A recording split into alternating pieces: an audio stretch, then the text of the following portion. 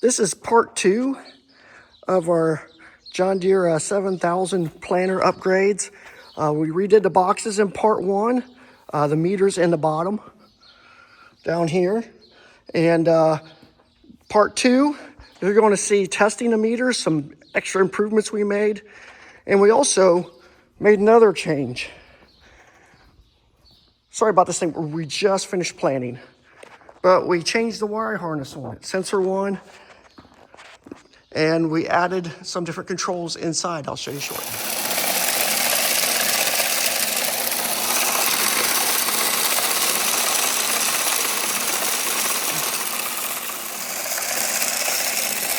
And these are skipped every now and then. And it's reading it off that sensor down there, just like the planter does. Yep. We actually have 2 sensors on this one, so it even makes it even more accurate. Oh yeah, it's something down. Yep, we have one here. So that's just like your standard sensor on a regular and then planter. down there at the bottom. Yep. So that's double accuracy. Yep. So that's giving us our 2 readings for our spacing. Okay. So that's pretty fair. I really want to do your adjusting all with this little. Yep. With the brush right here. Yep. And that's pretty fair because you usually want that number to be pretty close. So we averaged out the 95.1 simulation with 21 skips and 28 multiples out of 1,000 seed. And this time we have the medium rounds instead of the medium flats. Same setup. And yeah, I see a lot less of the red, occasional.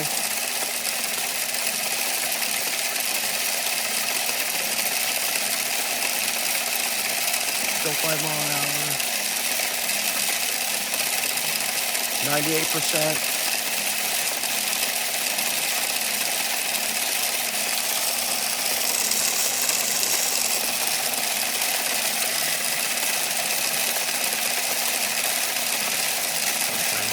As we let that meter warm up, that number will almost always get better and better. Okay. So if you would sit here and test this so this is only a 1/34 of an acre in a sense. So right, an acre or 2, it's going to be, yeah. And a little graphite helps as well, you said? Just what was that? A tablespoon for what did you say it was? Yeah, you'd have to ask him, but you can see the difference. That's medium flat. Yeah. And that's medium round. Big difference. One of the things that the guys over at Toner Precision Services found when they were dialing the meters in is the bell plate. The back, this plate right here, Precision Planting 343002. That plate they ended up replacing. I was reusing the original ones, and you can kind of see that little dimple right there. It's not very pronounced in the original one, and it was causing some binding in here. Now we have a little bit of clearance on both sides of that sprocket. So that helps out for the rotation here. Spins easier. It only takes like 20, I believe, inch-pounds to rotate. A few pointers they gave me. Whenever you leave these things sit out, do not leave that down, because it will possibly damage the belt, which is kind of obvious. But at the other time, you cannot see it. But inside, when this is in a flat position, those brushes up here, the fingers are actually spread on both sides. So the finger is not affecting the brush any, so it won't wear the brush. So anytime you have these sitting, it's best to have them sitting like this. Not like this. Again, like I said, because that brush will rub that. But that's just a few of the things that they found. They end up replacing all the hardware. Doesn't bother me either way. And the bearings inside, they did find some resistance on them, so they went ahead and they put all new bearings in all 8 of them. So those are just a few things that they found out doing their testing of the meters. We have this old John Deere 7000 8-row planter, and we've been having problems with our monitor in the cab.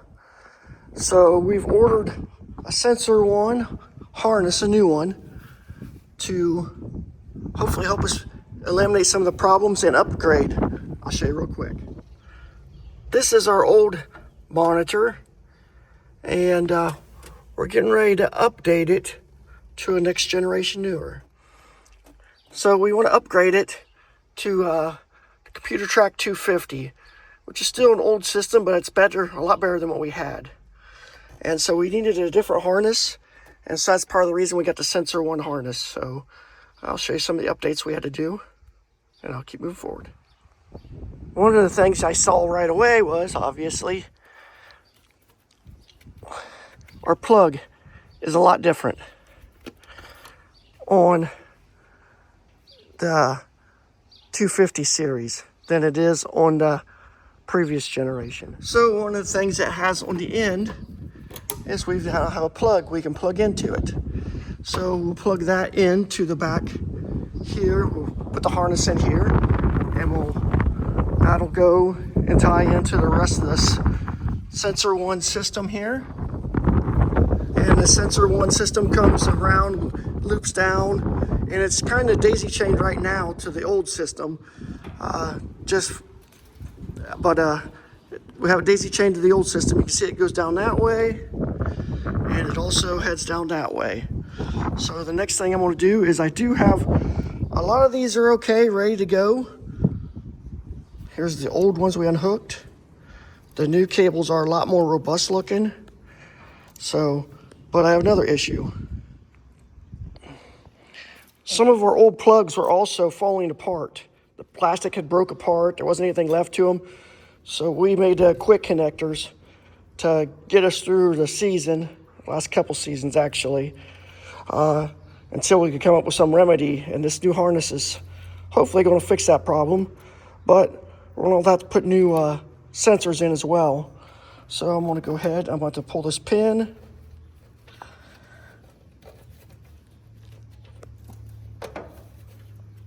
Pull the pin out. And that pin.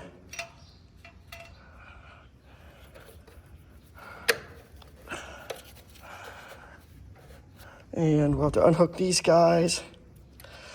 I could just cut them, but I'll just pull these quick connects off real quick.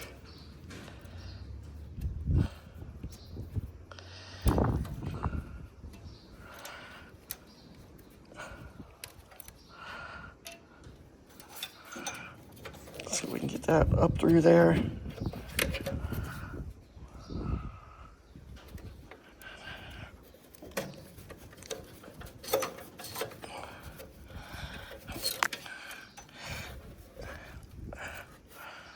And you need to push these back.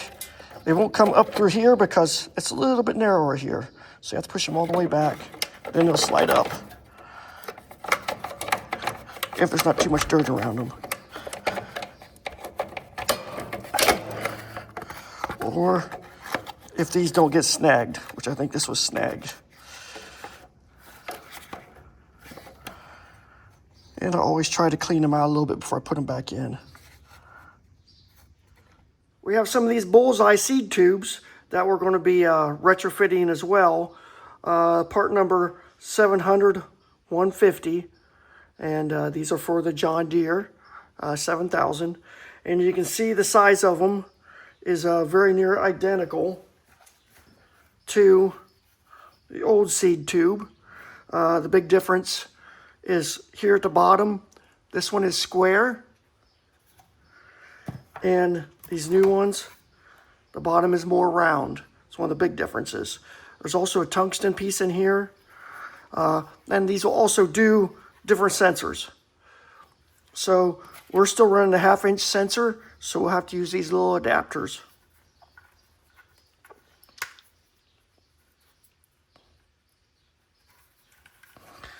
And this one goes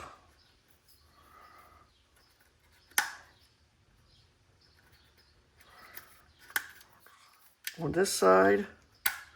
There we go.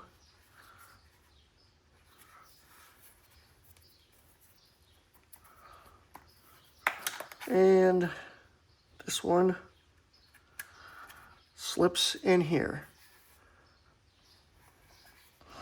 And then We'll use the new sensor, one sensor.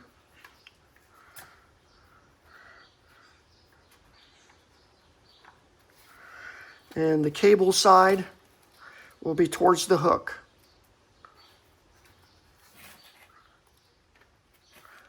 So there you go.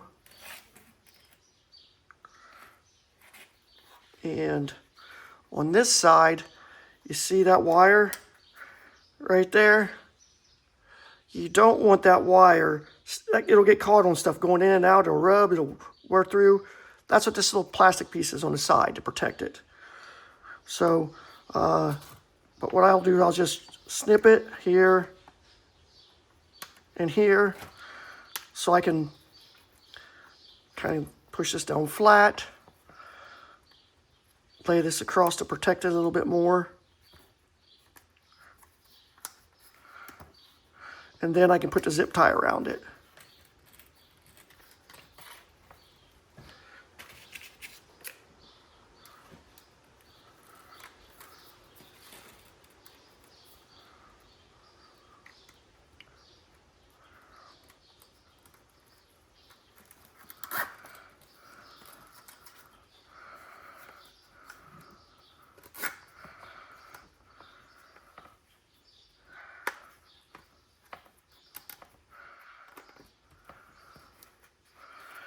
And be sure that it stays over top of the center holes. And also be sure that it lines up through across here, across there. And what I'm going to do is just kind of push it over to the side there. So it'll be pointing that way. Appears it makes it more compact if you do it that way.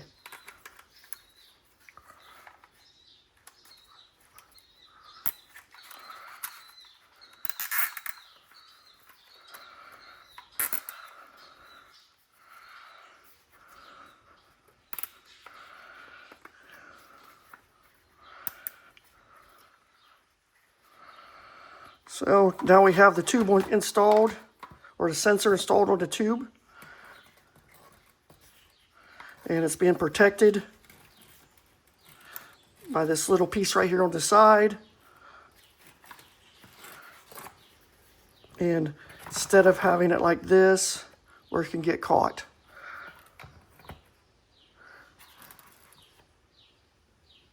So we're ready to test install one of these to make sure everything works okay. I'll go ahead and trim these down.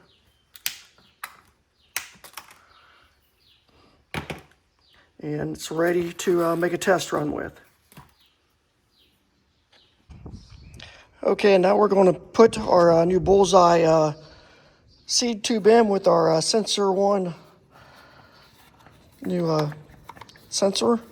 And you want this little hook right here to be right on that little pin right down there. So again, you have to bring it in from the back side, bring it forward.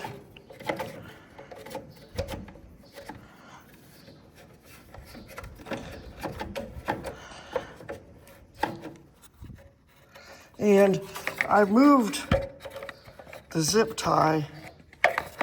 See where that's at? It's on the opposite side of the hook. Gives the hook more room to latch on. I think the instructions show them on that same side as the hook, but that is not correct. There, that hooks in much better like that. And then this hose will, then this cable will come up through here and around. And now we have the seed tube in place.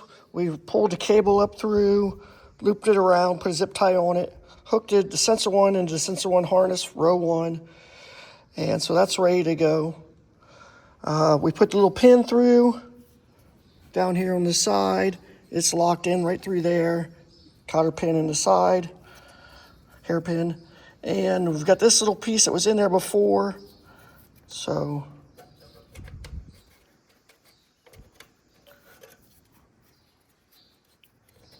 slip it back in. So we've got that little piece back in. Not sure what it does. If you know what it does, put it in the comments. Anything else I see that I've done or I'm doing, there's a lot of technology and knowledge out here on these old planters. We've got the boxes rebuilt, the meters rebuilt. So hopefully these upgrades will make this old planter run a lot better. But yeah, if you have any good information, please put it in the comments.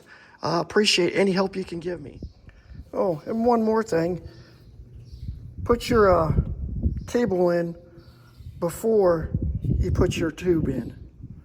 You can use a little needle nose, help pull it through.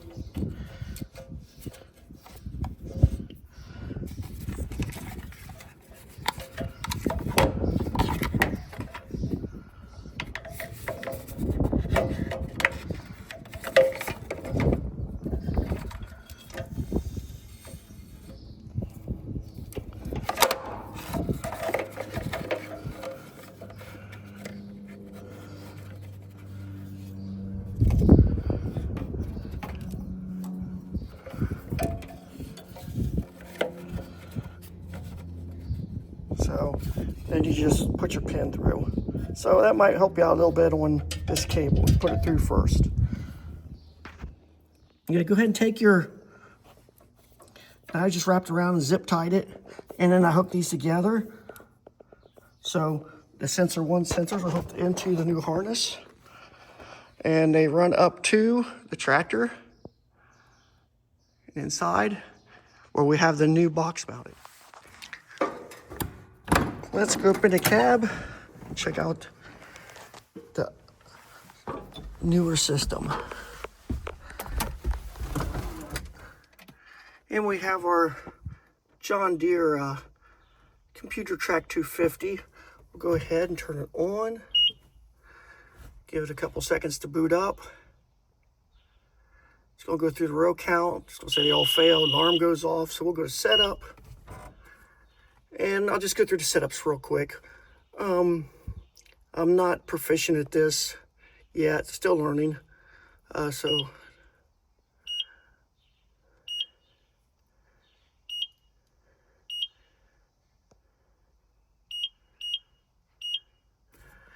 yeah, this is what I've been looking through to try to learn.